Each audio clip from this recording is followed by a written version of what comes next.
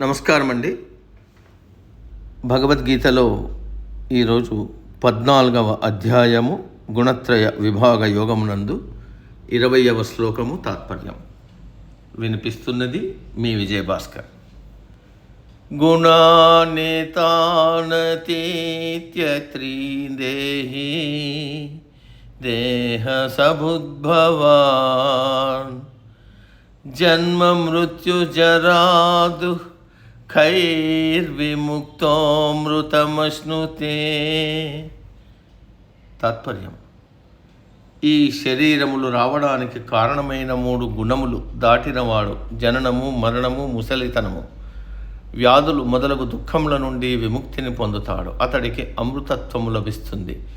గుణాతీతుడైతే కలిగే ఫలితాన్ని ఈ శ్లోకంలో వివరించాడు పరమాత్మ.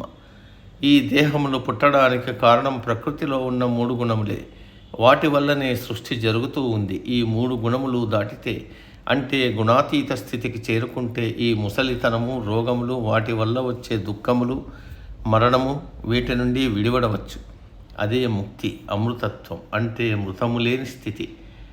సత్వగుణము మంచిదని అంటూ ఉంటారు. అది మంచిదే, కానీ దానిని కూడా విడిచిపెడితే కానీ మోక్షము రాదు. అంటే గుణాతీత స్థితి, నిర్గుణ స్థితి. పరమాత్మ నిర్గుణుడు.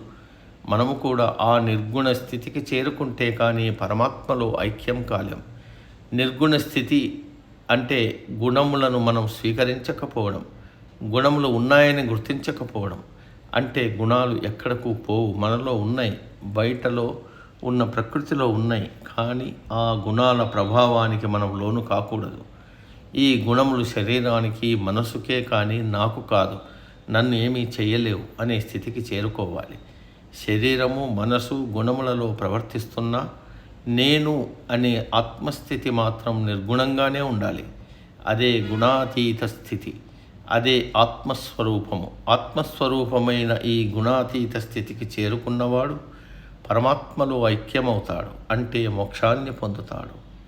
లౌకికంగా చెప్పుకోవాలంటే ఈ 3 గుణముల కలయికతోనే సృష్టి జరుగుతూ ఉంది. జననములు సంభవిస్తున్నాయి. పుట్టిన రోజు నుండి మానవుడు మరణానికి దగ్గరవుతున్నాడు. శరీరం పెరుగుతూ ఉంటే ప్రతిదినము మనమే మరణానికి దగ్గరవుతున్నాం.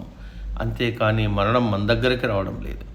తెల్ల వెంట్రుక కనపడగానే ఆందోళన, ముసలితనం వస్తుందేమో అని భయం, రంగు వేసి దానిని దాచిపెడతాం. 40 ఏళ్ళు దాటగానే కళ్ళకు అద్దాలు వస్తాయి. అద్దాలు పెట్టుకుంటే పెద్దవాళ్ళు అయిపోయామేమో అనే భావన. కాంటాక్ట్ లెన్స్ వయస్సుని దాచిపెట్టడానికి రకరకాలైన సాధనాలు, వాటి వల్ల కలిగే దుష్పరిణామాలు. తర్వాత మరణం వస్తుంది.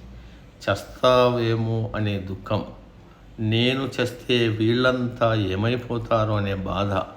ఇవన్నీ దుఃఖాన్ని కలిగిస్తాయి. అసలు ఈ శరీరమే లేకుంటే ఈ దుఃఖాలు రావు. శరీరం లేకపోవడం అంటే జనన మరణ చక్రము నుండి విడివడడం.